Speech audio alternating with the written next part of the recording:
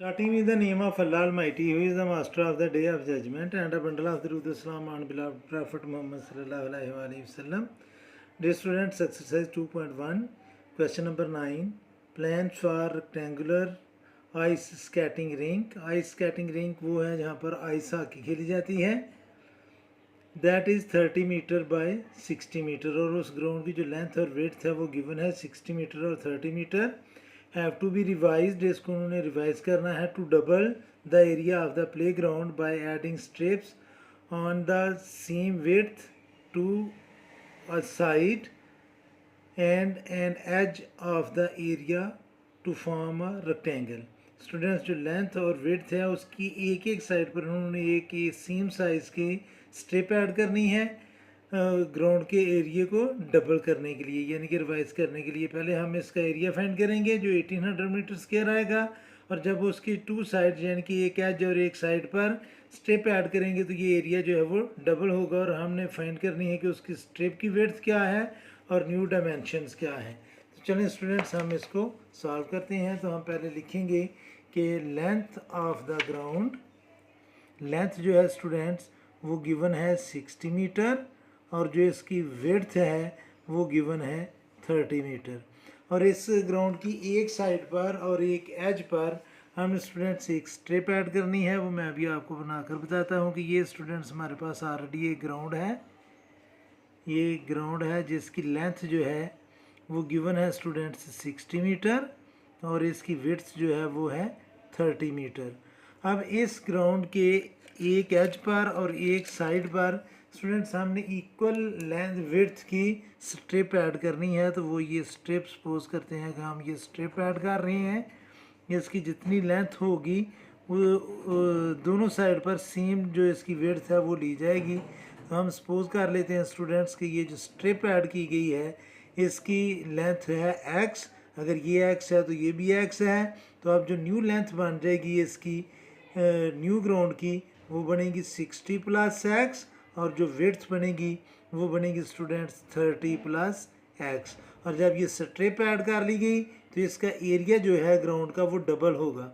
इस जो original ground है उसका एरिया जो है स्टूडेंट्स वो आना है 1800 मीटर स्क्वायर, 1800 मीटर स्क्वायर. और आज ये स्ट्रिप जब ऐड कर ली गई तो उसका एरिया बन जाएगा 3600 मीटर स्क्वायर.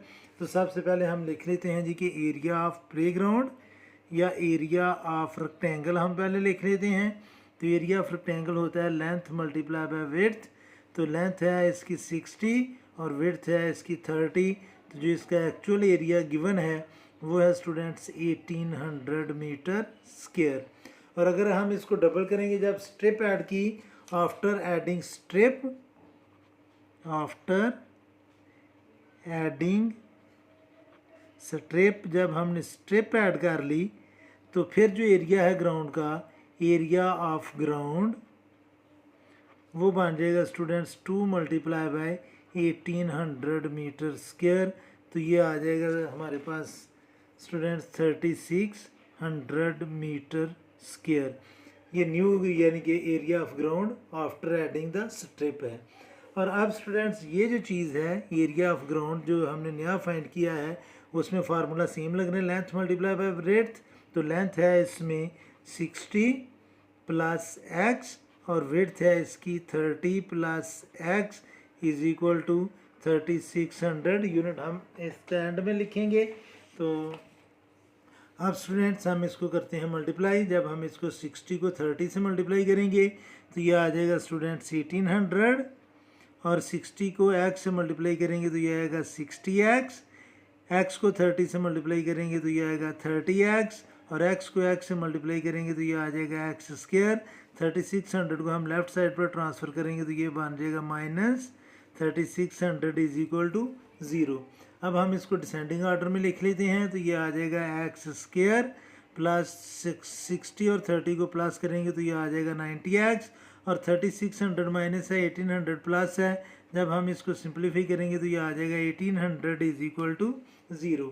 अब स्टूडेंट्स यहाँ पर हम अप्लाई कर लेते हैं क्वाड्रेटिक फार्मूला. इसमें a की वैल्यू है 1, b जो है वो 90 और c जो है वो है -1 1800. तो अब हम यहाँ पर फार्मूला अप्लाई करेंगे स्टूडेंट्स, क्वाड्रेटिक फार्मूला जो आपको बड़ी अच्छी तरह आता है। और क्वाड्रेटिक फार्मूला है students x is equal to minus b plus minus square root of b square minus 4ac over 2a।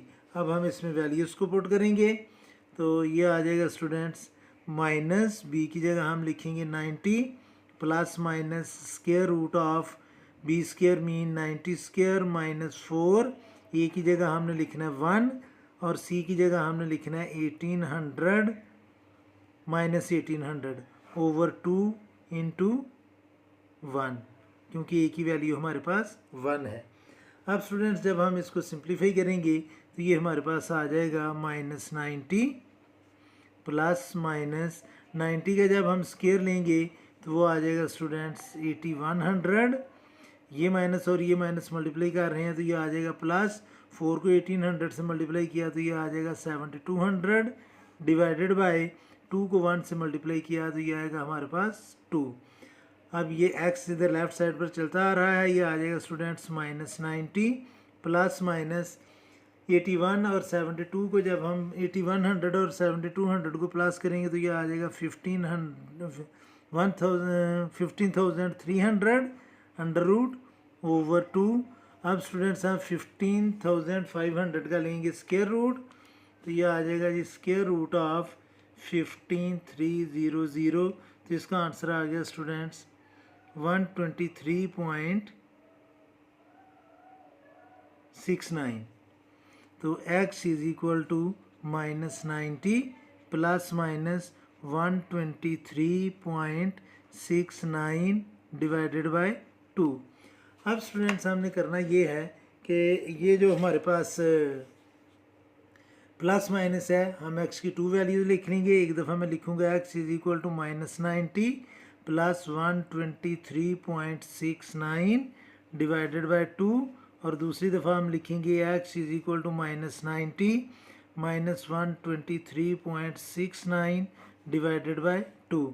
तो इसको सिंप्लीफाई करते हैं, माइनस 90 प्लस 123.69 तो ये स्टूडेंट्स हमारे पास आ गया 33.69 डिवाइडेड बाय 2 और इसको जब हम 2 से डिवाइड करेंगे तो हमारे पास आंसर आ जाएगा स्टूडेंट्स 16.85 मीटर इसकी स्ट्रिप बन गई।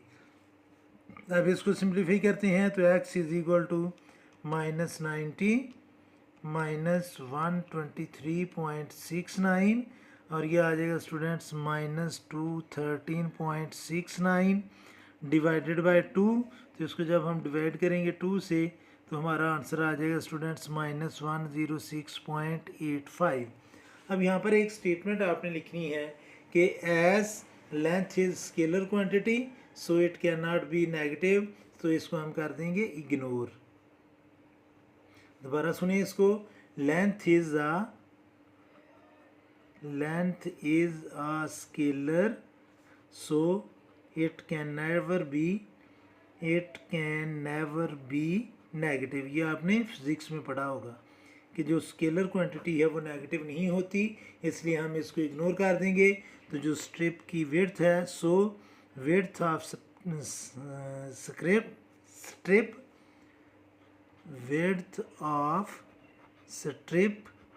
ये है स्टूडेंट्स 16.85 मीटर। और जो न्यू डायमेंशंस हैं वो भी हमने फाइंड करनी है, तो नीचे हम लिख लेंगे जी न्यू लेंथ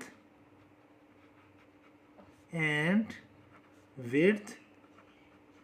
तो जो ओल्ड लेंथ थी वो थी 60, उसमें हमने ऐड करना है 16.85 और जो इसकी विड्थ थी वो थी 30 और उसमें भी हमने ऐड करना है 16.85।